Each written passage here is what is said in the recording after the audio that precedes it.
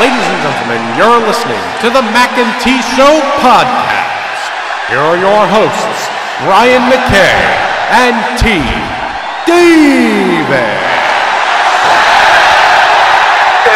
That's a mess. And hold on, Blake O'Neal takes over. Man, we're gonna let Blake be. We're gonna let Blake be this week. We're gonna let Blake go. Yeah. Okay. We hit him hard last week.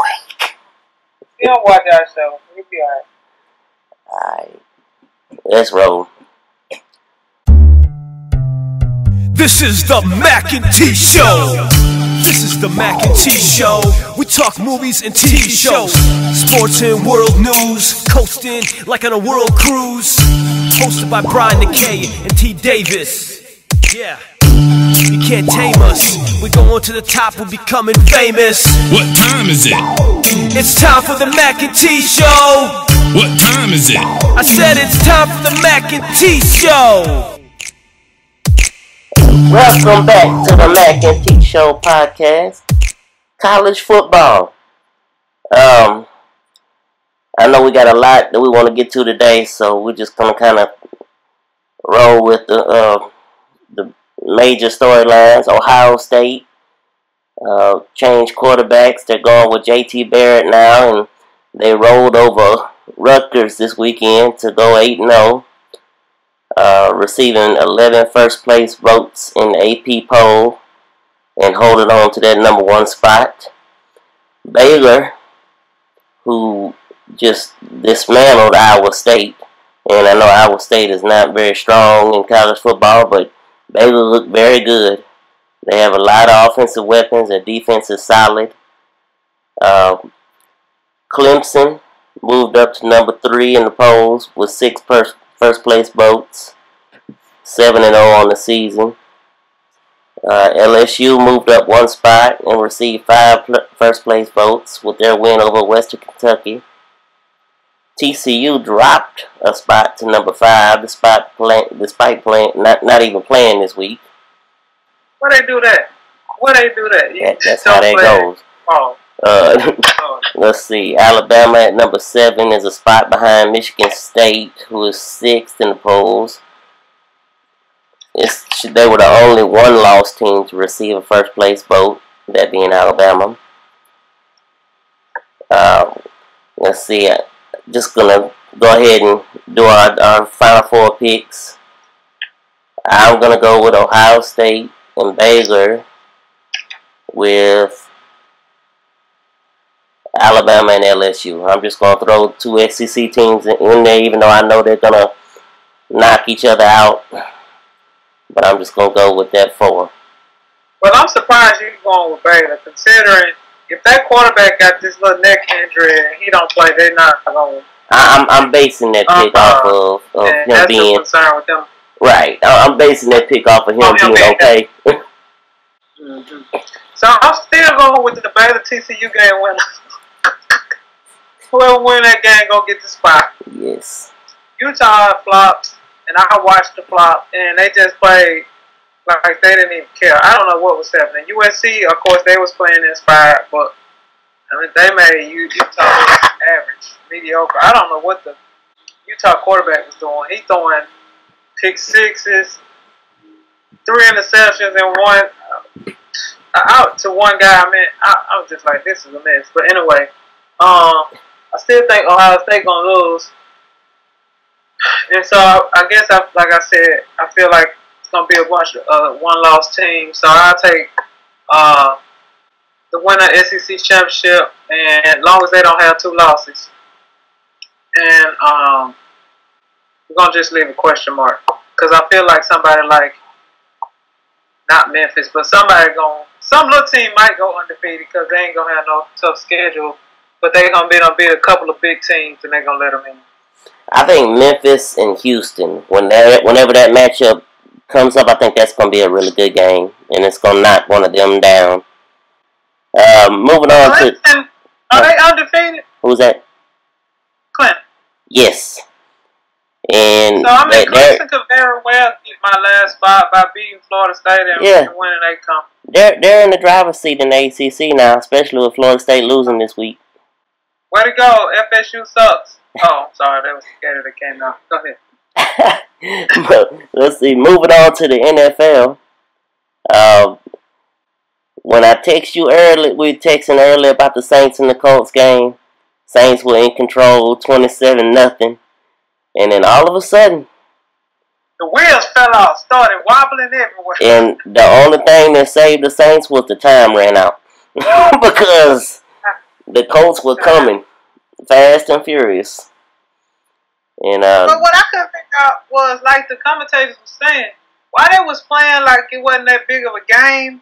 Because you could see the energy level change when they started to, like, first of all, this cornerback, he can't be so goofy, okay? Because you can't keep hitting people's foot.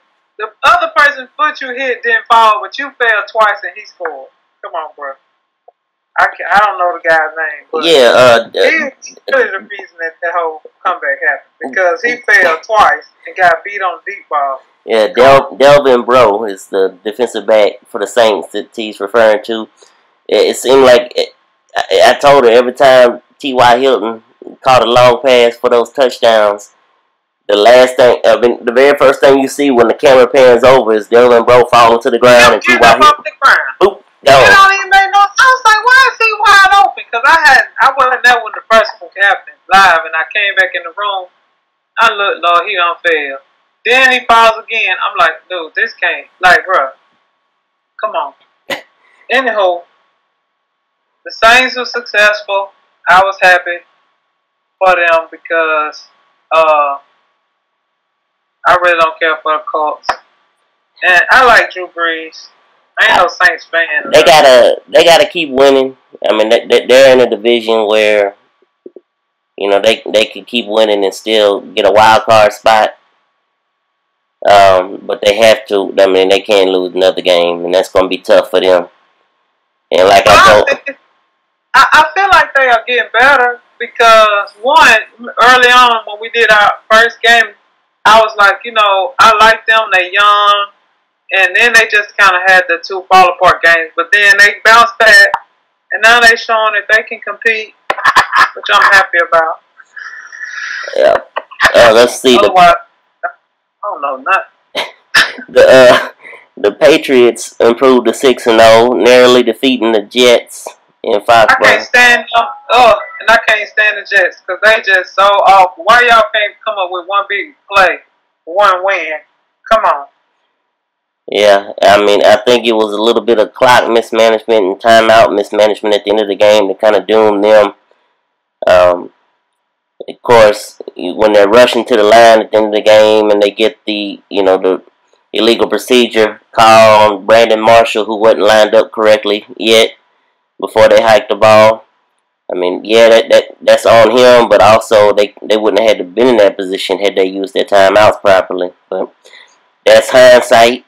The Patriots are undefeated, and the Jets are full of woulda, shoulda, couldas, shoulda, coulda, wouldas. Well, speaking of timeout mismanagement or whatever you want to call it, somebody needs to get the Saints coach. What's his name? Peyton. Sean Payton. Mm-hmm. Peyton needs some glasses. Because them two challenges he did, I was like, I don't really know what you're doing, bro. I hope if it ain't you, it's the two people in the booth that think they saw something. Yeah, somebody up there telling him bad advice. Yeah, that was two terrible challenges. I was like, what are you doing? I didn't even close. Yeah. I don't know. Yeah, it seems that this week is going to be looked upon as the bad timeout usage. I think that's going to bring us to our first break. On the other side, we'll get into a little NBA preview in the upcoming season that starts tomorrow. And we'll talk a little NCAA. We already visited on it a little bit about the scandal at Louisville, but there's been a little more development, and we'll get into all that on the other side. This has been the Mac and T Show. Thank you for listening.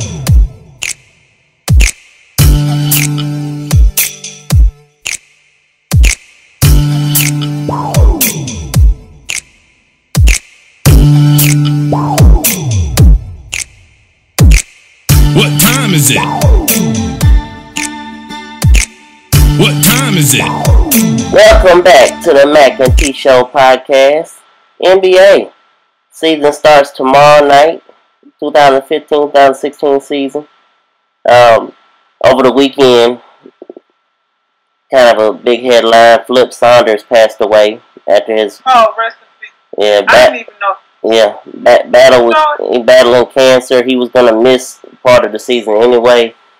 That was already predetermined. But he passed away this weekend at the age of 60.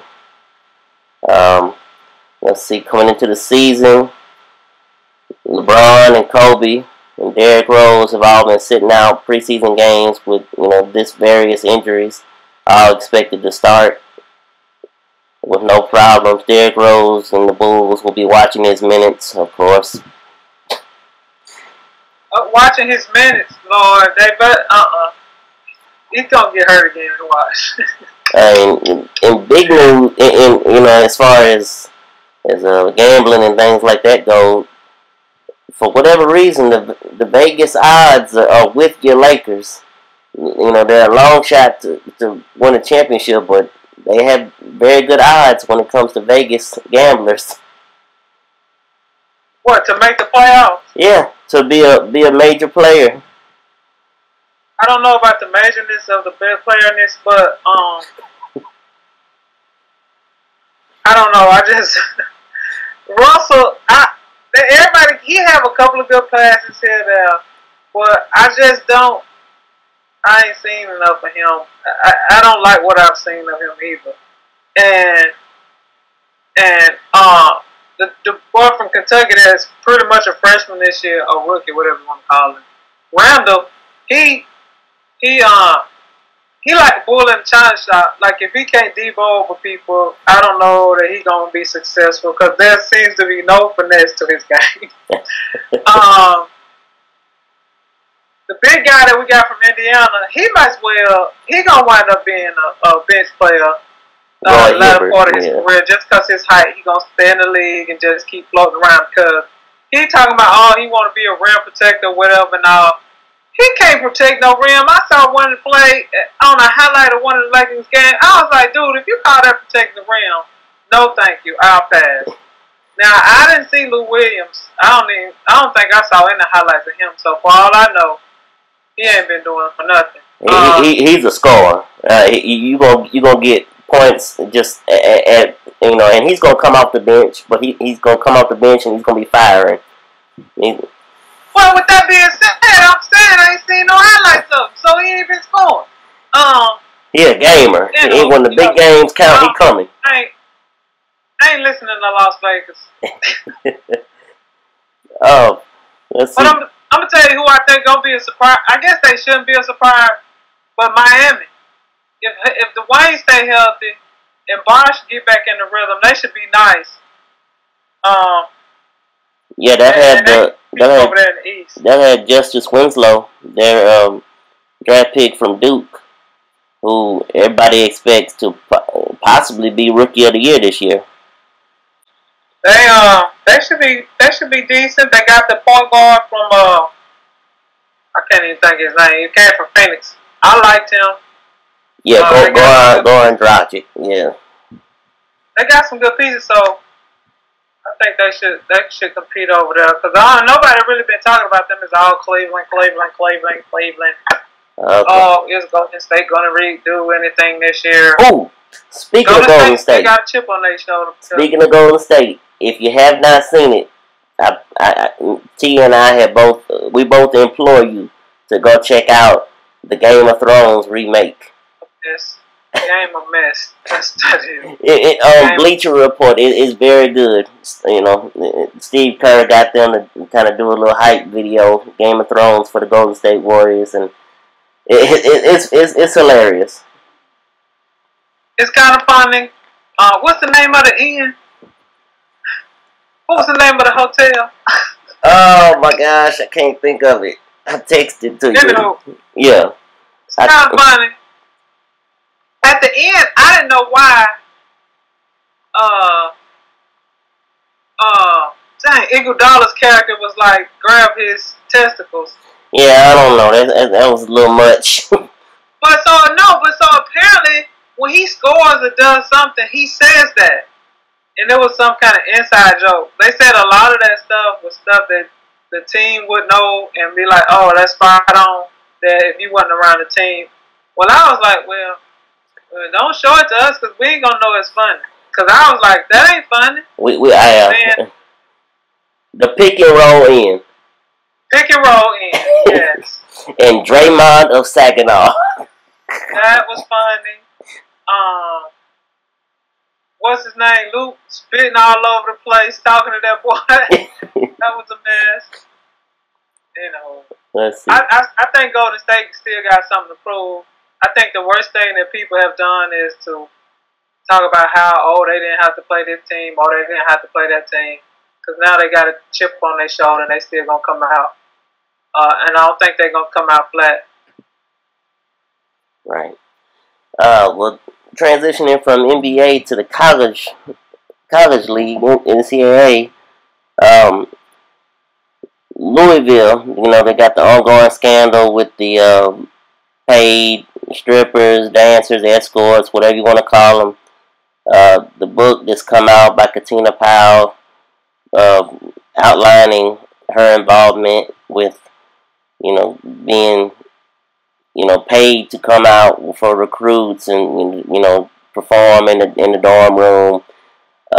Former director of operations Andre McGee is supposedly supposed to be at the head of this thing, but the one where the money came from, and he is now an assistant coach at UMKC, Missouri, Kansas City.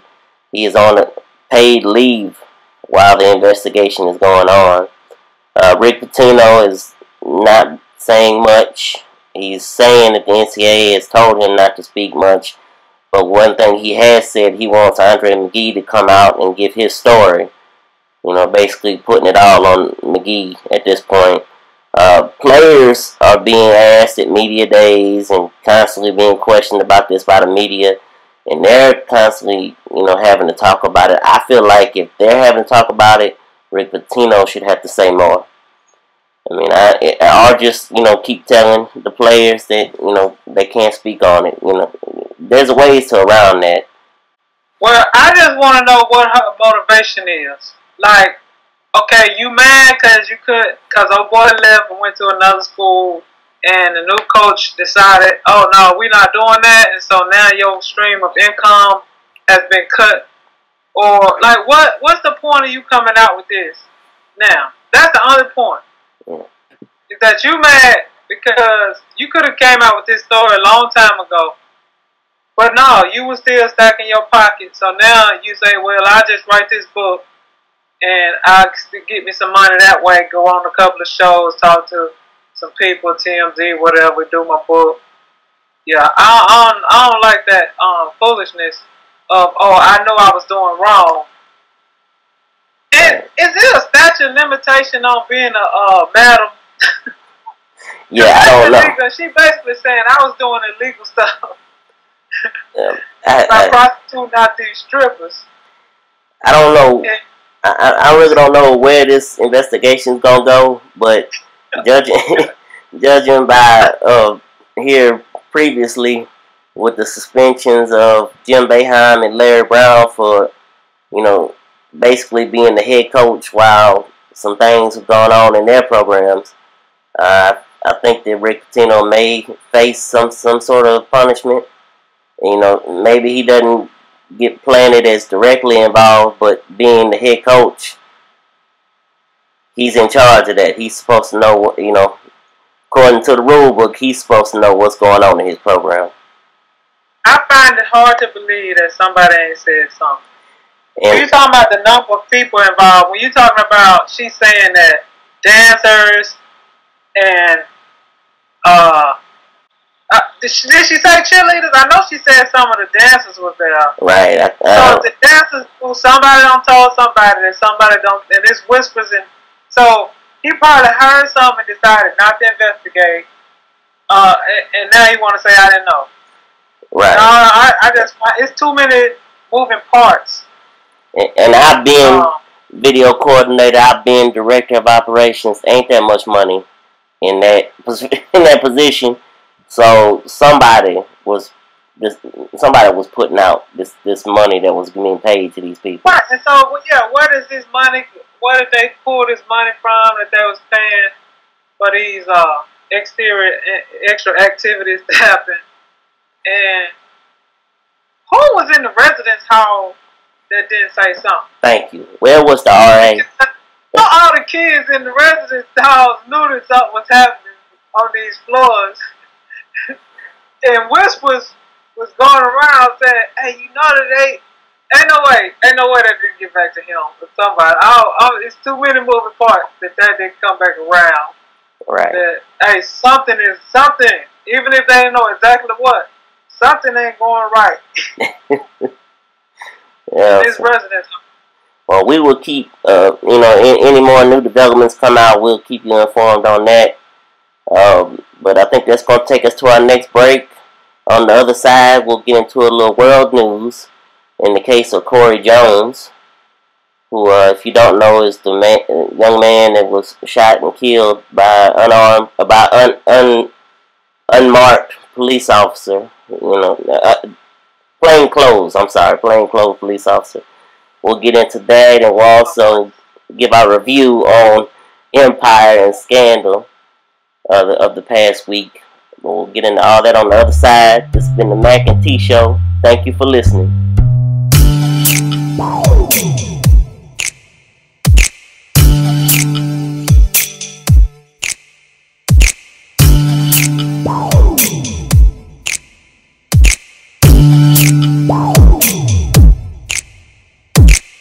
What time is it? What time is it? Welcome back to the Mac and T Show podcast. WWE Hell in a Cell.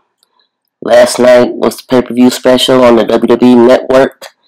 The Kickoff show featured a 6-man tag match with Dolph Ziggler, Cesaro, and Neville facing off against Rusev, King Barrett, and Mr. Money in the Bank, Sheamus. A couple of notes from this match. I thought it was a great one to get the crowd involved. It was a lot of fast-paced action, fast and furious action. It ended with Neville jumping over Cesaro onto Sheamus and Rusev, who were on the floor. When Cesaro turned around, King Barrett was ready and was aiming for the bullhammer, and when he swung, Cesaro ducked. He missed. Ziggler pops up, super kicks King Barrett, and Cesaro does his Cesaro swing and swings King Barrett around, tags Neville in, who did the red arrow, and pinned King Barrett for the win. Great way to get the show kicked off. I thought that was it could have been something where it looked like it was just thrown together, but they did a really good job of putting something special together.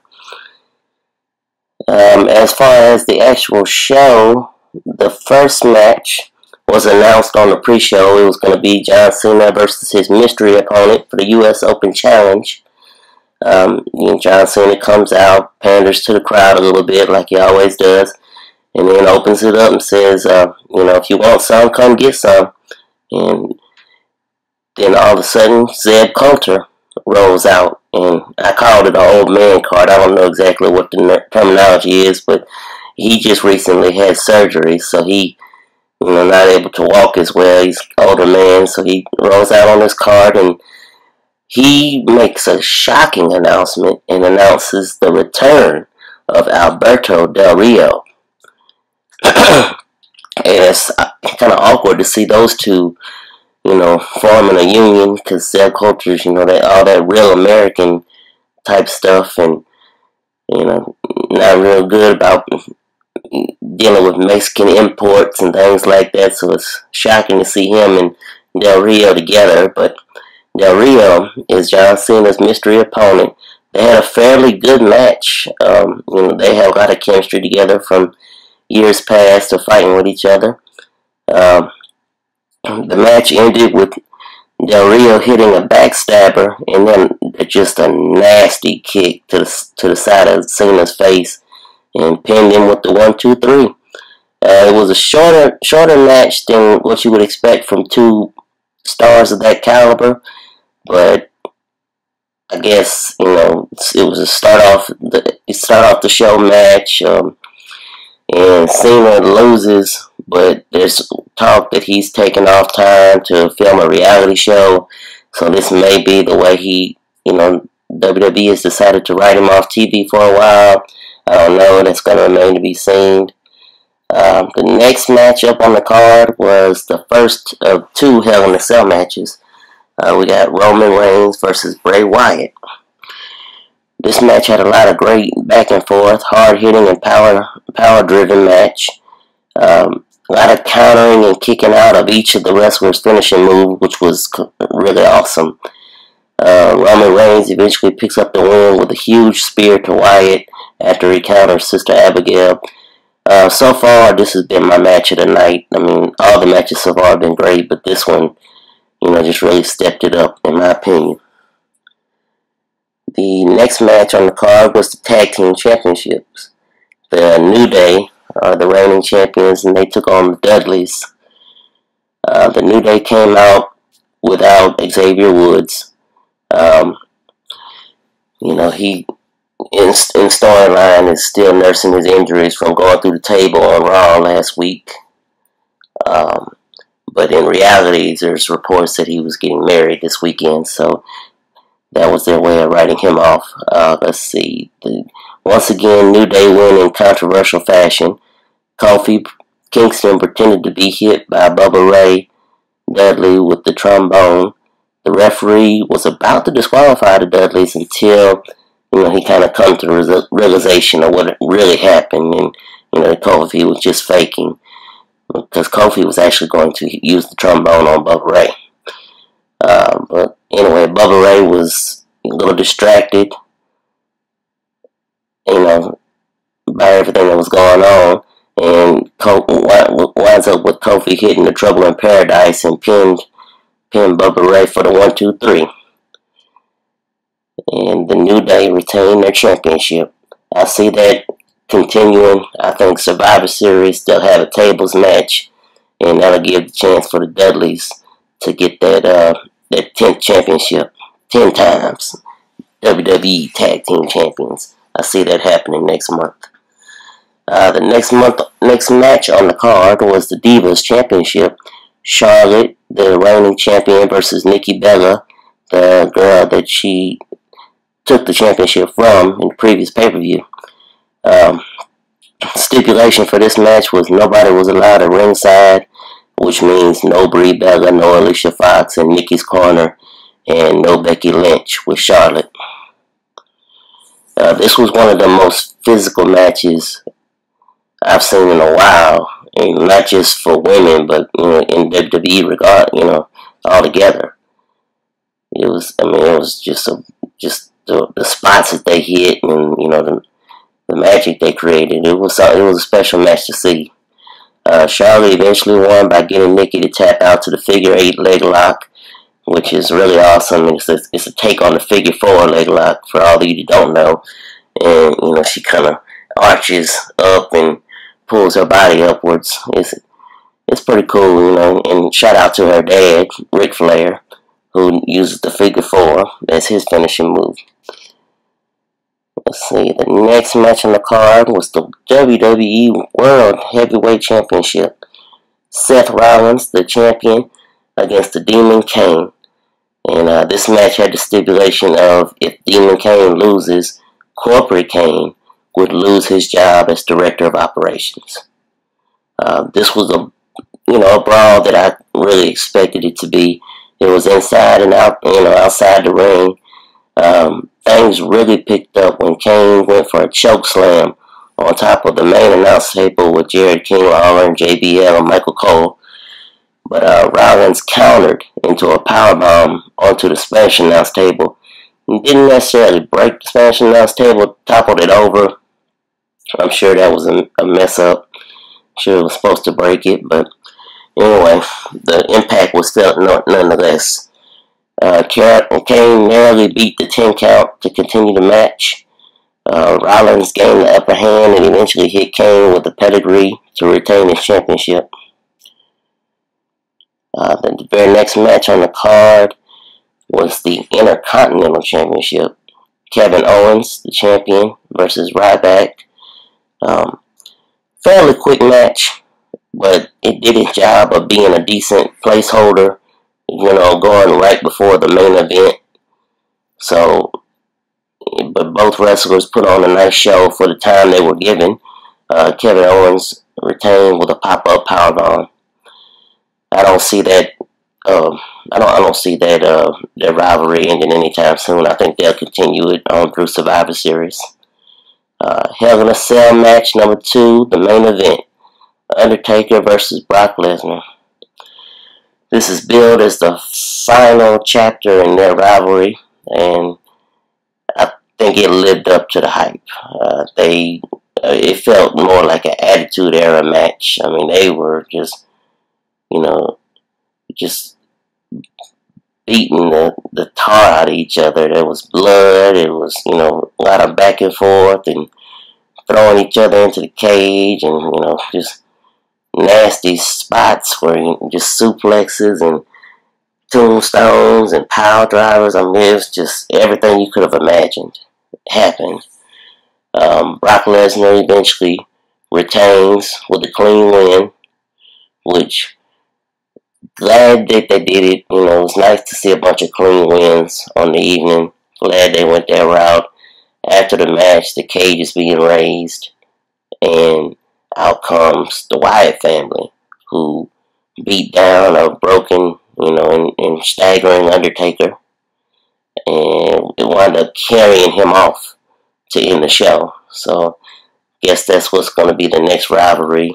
They already had a match at WrestleMania this past year, that being the Undertaker and Bray Wyatt, but with Survivor Series coming up, I can see a 4-on-4 match with the Wyatt family versus the Undertaker and his team, which Survivor Series is being billed as 25 years of the Undertaker since he began his career 25 years ago at Survivor Series in 1992. I believe I had that right. Maybe math's not that good. But 25 years ago today, from Survivor Series is when the Undertaker debuted. So anyway, that was the show. It was I enjoyed it, as I enjoy it. I mean, I know a lot of people get down on the reality era of WWE, kind of complain about how the shows are, but I enjoy them. I mean, I love every aspect of the storytelling.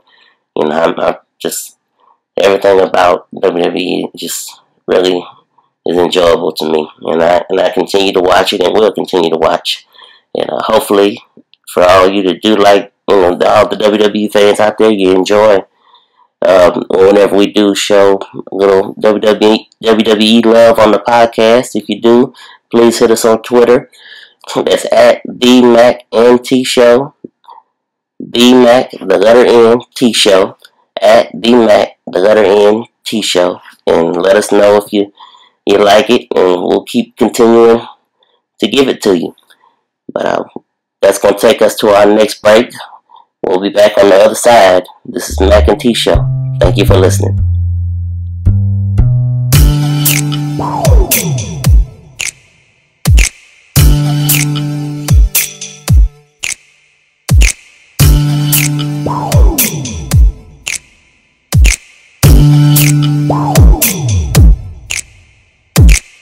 What time is it?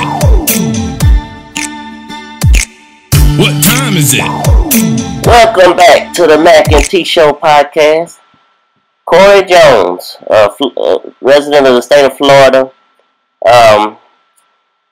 he was broken down last Sunday, waiting on a tow truck, when he's approached by an unmarked white van with tinted windows.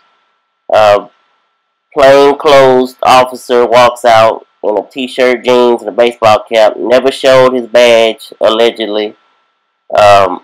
Ultimately, I don't know if there was some sort of scuffle, what exactly happened, but the police officer shot the man dead. Now the Jones family is coming out, raising questions. There's an investigation ongoing. You know, was the officer provoked? There's all kind of different stories. What all have you heard on it? Well, pretty much the same thing you were saying as far as he was waiting for a tow truck. He comes up in an unmarked van, look like a serial killer or some pedophile van that people be killing and grabbing people up in with no windows and none of that. And the next thing you know, this man is dead. Now, the first thing that came out though and said was, "Oh, he was off duty." Then I heard the next story came out. Oh, he wasn't off duty. He was undercover. It really don't matter. This has got to stop, because anybody in their right mind is gonna be scared if you out here, whether you're a man or a woman, especially if you're a black man in this day and age, and just some random truck pull up. You don't know these people from Adam. Clearly, they ain't from the tow truck company. And it stands to reason that he didn't identify himself as an officer. Yeah, and if that's the case, at 3 a.m., you stand on the side of the road, a white van pulls up, they don't identify themselves as an officer. Yeah, you gonna have suspicions, you gonna have worries, and you're not gonna take kindly to some, just stranger showing up. You don't know what he's there for. You don't know his intentions. I mean, I know I would be worried. Yeah, and if you got a weapon, you probably gonna pull it out. Right. Now, as it was said, he didn't fire the weapon.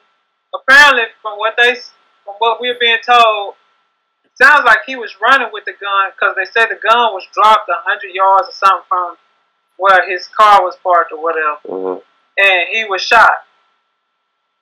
Why are you shooting him? Like, what? You can't justify this. And so this is one of them unfortunate situations where, one, we didn't have a body camera, obviously, because he didn't have on his police uniform on. Right. Two, we didn't happen to have some bystander that happened up on the scene. So now, Corey dead, he can't tell his side of the story, and we got to depend on the police officer, which we've known, it's just, he gonna lie to cover his butt. Like, I still ain't seen no officer say, "Oh, I just made a mistake and I pulled out my weapon in haste." Right. And it just went bad. So we'll never know what happened with this. This getting out of control, because it's just happening far too many times. That black men being killed, and just for no reason. Right. Just for no reason. Because now you're stranded on the side of the road. It's pretty much, I don't even want a person to drive at night. And I've heard other black say the same thing. Like, it's scary. Because you don't know, you can have best intentions. You ain't got no kind of weapon in your car. And you get pulled over for a random stop and it can all go bad. And then nothing really is out of your control. Yeah, I mean, it's scary, and that's the other thing. I don't know that I would even be out at that time of night. I don't know why he was. There could be a reason for it, but just in a situation like that, I would have all kinds of suspicions, and I would have pulled the gun as well. I don't know. You just don't trust people nowadays. Right, and so 3 o'clock in the morning,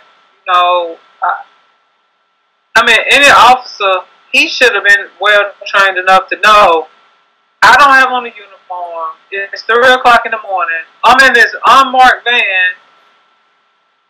Okay, let me make sure I let him know I'm an officer. Can I help you? Right. Oh, goodness. Well, from that note, listen. Because it had been, the shoe had been on the other foot, and when the guy walked up, he had just pulled out the gun and shot him, then it would have been like, oh, now people just randomly killing officers, and then it would have been like, no, this man didn't know. It could have been bad for either side. Like, It turned out being bad for this man, but the guy could have got shot. Just because, again, I don't know you. I ain't calling for no help from no white vans, and you ain't. Yeah, I'm just saying. Yeah, I mean, if it comes out that he really did not identify himself as a police officer, then that looks really suspicious, very shady, and. But the thing is, ain't nothing gonna happen to him. Yeah, because there's no way. There's nothing. That's gonna happen to him. And it's kind of okay for bad cops to say, well, this is our okay to do whatever we want to do. Right. Because it's my understanding, I know you can't go all by TV, but I have seen some of the cops shows, the live cops shows on that old show. I don't even know if cops still come on. But usually when it's one officer, even in a regular police vehicle in uniform, he usually calls for backup. When he knows, especially this late at night, because this man had no idea what he was walking into, number one. So usually people call for backup, which apparently didn't happen, because there wasn't another officer on the scene after the shooting. Yeah, so this is all kind of fishy. The investigation is ongoing. And sure there will be more out daily, because the media is going to love this. It's off. It don't make no sense. And then speaking of don't make no sense, since we on World News, I know we hadn't put this on our agenda, but I just got to talk to these people that think that it's okay to drink and drive. Now this guy ran up in here and killed these 4 people in Oklahoma State. I cannot understand why you. First of all, what's she doing drinking that early in the morning? Okay, so maybe she wasn't drinking that early in the morning, and she just had 1 too many last night, and she got up and still was drunk. I don't know what happened, but is it we feel like had they said that she was officially drunk or not? The latest I heard was it was a suspicion of a DUI. Anyway, what's a suspicion? She reeked of alcohol. What is that? Anyway, 4 people dead, a 2-year-old dead, and 2 65-year-old people that's out there minding their business. Some 23-year-old just having fun, watching the parade, and now here you go barreling down through there and kill all of them, and then don't hurt 44 other people. Right. You know, most of them people ain't never going to a parade again. No, they'd be just too shook up. And the people that saw it, because they were saying bodies was flying in the air, I'm like, really? And I had just talked to a freshman experience class about drinking and driving.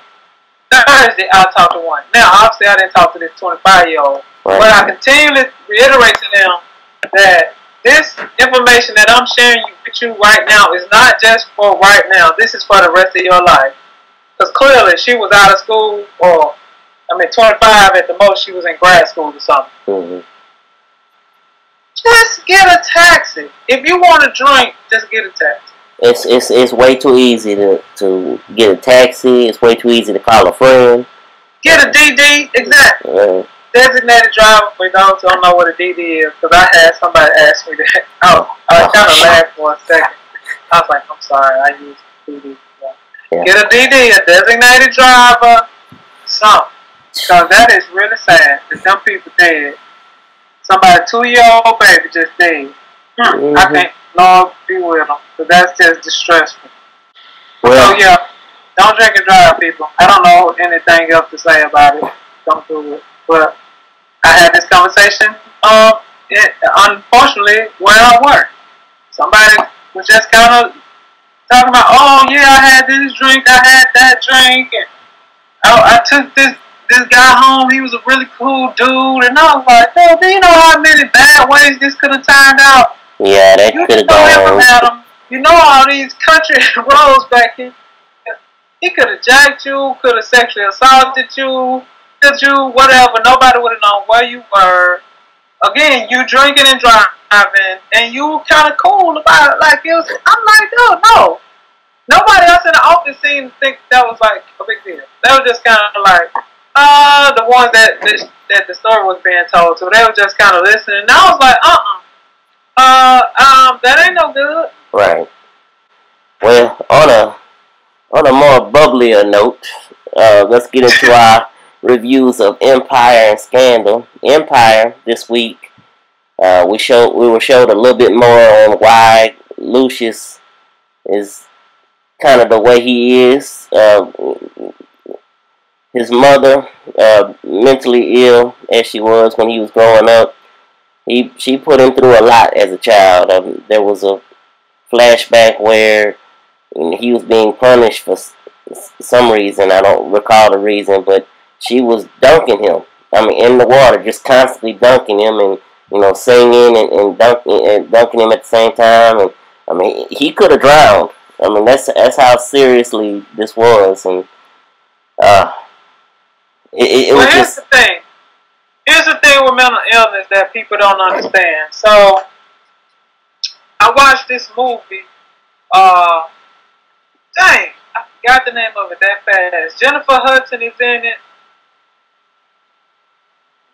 I can kind of look up the name right fast. But anyway, in the movie,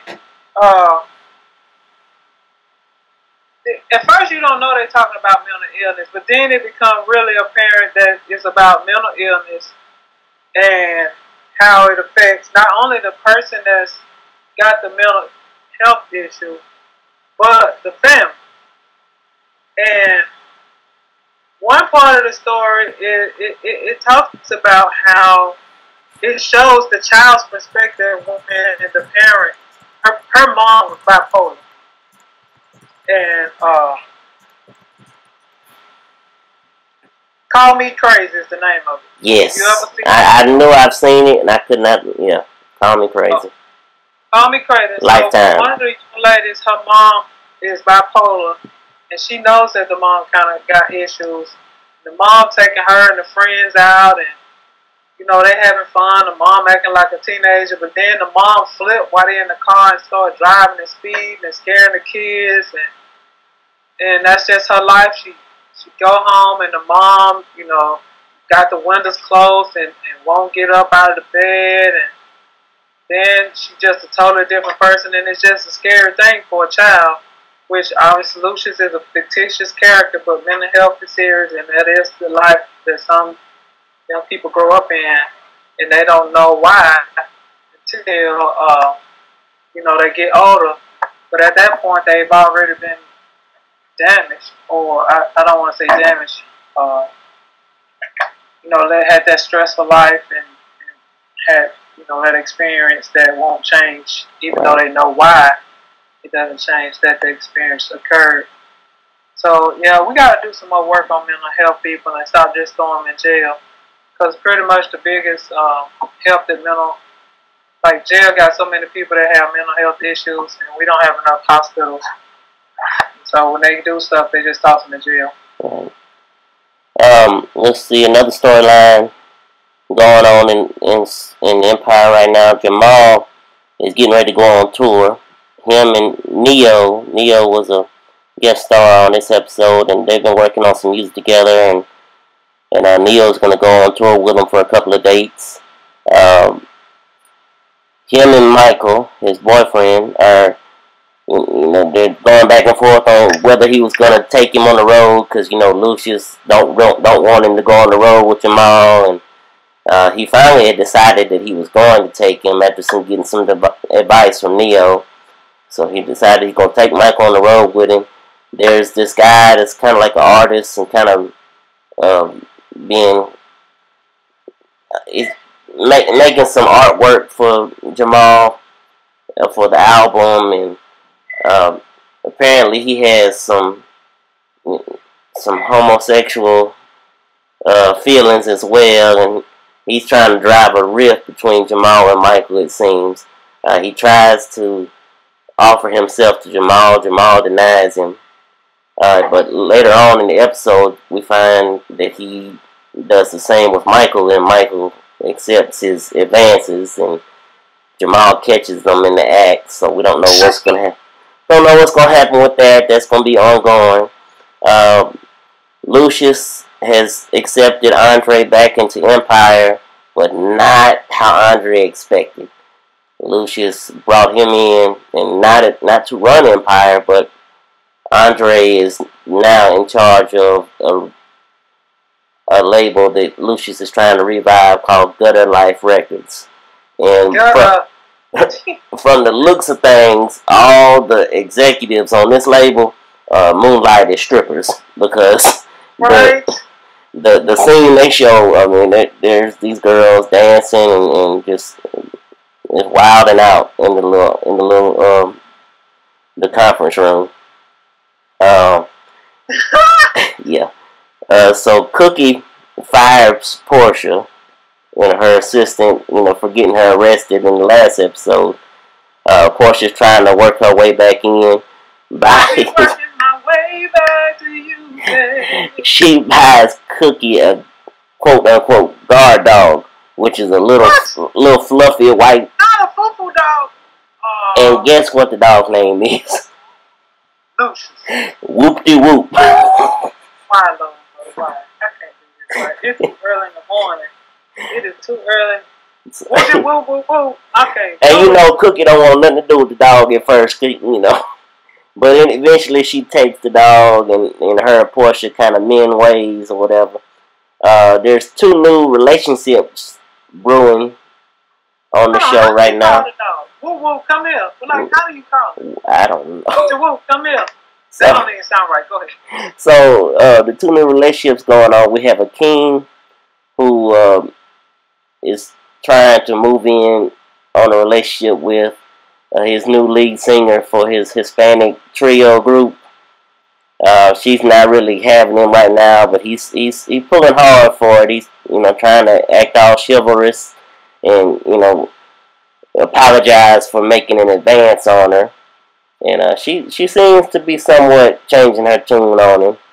She just don't want to be all about that life of being with a guy that's with all kind of girls, and that ain't why she's trying to get in the music business. And she at first saw Hakeem as being that way, but seems like she's kind of softened on him. But Cookie has her a little love interest as well, a club promoter that she's trying to get Hakeem and a couple other groups to be promoted by this guy, Laz Delgado, played by Adam Rodriguez. And for Adam Rodriguez and Taraji P. Henson fans, they'll remember those 2 as being the love interest on I Can Do Bad All By Myself. My dear. So, they quickly find out they got a lot in common. They find out they're both, carrying heat. They're both strapped. They stay strapped. Stay strapped when I'm in the club. Okay, I'm sorry. There's a scene where their Lion Dynasty is being broken into by some people who they come to find out is from Thirsty. Who's named Slickback. Right. He sends them trying to break in and just steal some of the masters from Lion Dynasty.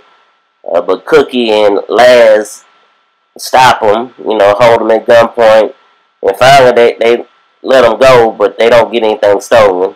Anyway, moving on, you got, let's see, Andre gets baptized. That's where we had the flashback with Lucius and his mother dipping him in the water. He gets baptized and he confesses all the sins to all the family. Except for he does not confess about killing Uncle Bernie. So, well. But he didn't know. He did. He shouldn't, because his wife is the one bammed him over the head. So he don't have to confess for that. Correct. Now he can confess about hiding the body. Right. And at the end of the episode, Hakeem is kidnapped. So next week's episode, well, not next week, because they're taking a little hiatus for the Major League Baseball World Series. So they'll be on a little hiatus because that'll be on Fox. So November 1st, I believe, is the next episode. Well, I know one thing. People that were in love with it have been struggling with it so far. So it includes myself. I just don't like chasing the episodes. I like being able to come in the next day and watch them on Fox and not have to wait a whole week to see the one that just happened last night. Right. So, I had seen that, and you're going to talk about Scandal in a minute. Mm-hmm. I seen 2 episodes of that and none of Scandal. I don't know what's happening. Scandal. Cyrus. This episode was all about Cyrus being Cyrus. He basically he's got himself back into his old position. And how it goes about, Olivia hires, shocks a lot of people and brings in Leo Bergen to represent her and kind of help her get through all these little times that she's having where she's having to go on TV and Leo, for everyone who doesn't know, he is the man who was Sally Langston's right hand when she was in the office as vice president, and he was kind of like the guy that kind of kept her going, kept her on the right track. He also had a little bit of a fling with Red. I can't think of her name, but the red-headed girl that's the press secretary. Yeah, they call her Red on the show. So, let's see.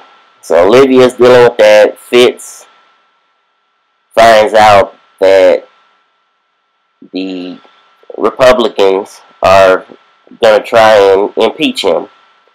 And they have evidence that he knew all about Olivia's capture when she was captured and held hostage, and he spent he spent our nation's money trying to get her back.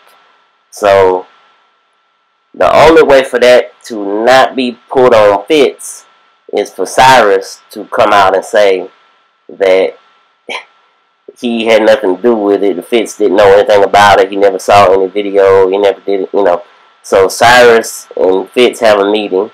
Fitz tells him that's what he wants him to do. He wants him to come back, be a part of, the team again. Cyrus at first, doesn't want to do it. Obviously, he's still hurt by the way Fitz has kind of fired him and let him go, blah, blah, blah. So anyway, he makes some demands. He said, if I'm coming back, Elizabeth North, Portia de Rossi's character, is completely gone. She can't be, reassigned. She is out of the White House, completely gone. So Fitz apparently agrees to this because as the episode is ending, she's packing up her bag. He tells his assistant to get Elizabeth North in here and tell her I want to speak with her. But so Cyrus is back in the White House. You know Cyrus couldn't be gone for long. No. We all knew that. He's too treacherous. And apparently, he's going to tell Olivia and Fitz, or in previews, obviously, for the next episode, he's telling them that they need to get married. So. Okay, excuse me. How do you get married when you ain't divorced? That's, we're going to have to find this out. I don't know how they're going to swing this one. They're doing too much. Yeah. I'm going to start watching that too because they doing too much. And then that don't even make no sense. Now, if Obama started talking about he kicked Michelle out of the White House and then up and married somebody else. Oh, let's be specific. Up and married some white woman. They would lose their mind. Oh, yeah. You think he about to kick this white lady out, bring some black woman in the White House? These people going to lose their mind. Well, it'll be interesting to see where they go. I'm going to give it one more episode before I decide what I'm going to do. If I'm going to stay on it or get off it. Well, unfortunately, I've been off, and if you didn't watch it, I wouldn't know what was going on. And I really don't feel like I've missed much. As for Empire, I've still been trying to get him a chance. I'm just mad again because I don't think I should have to wait. And then they wonder why the ratings drop. Yeah, people can't see it like they used to. They just probably like me and just be like, well, whatever. Right. Well, I think that's going to be our show for this week. Next week we'll throw some more NFL, a little more college football out there. Hopefully we'll have a little NBA storyline to talk about, and give updates on everything else. Yeah, I hope Derrick Rose won't get hurt. You didn't have to bring that up. Okay. Again, let me say again. Again. But as always, I'm Brian Mackay, and I am with T Davis. This has been the Mackay T Show. Thank you for listening. This is the Mackay T Show. This is the Mackay T Show. We talk movies and TV shows, sports and world news, coasting like on a world cruise. Hosted by Mackay T Davis. Yeah. You can't tame us. We're going to the top, we're becoming famous. What time is it? It's time for the Mackay T Show. What time is it? I said it's time for the Mackay T Show.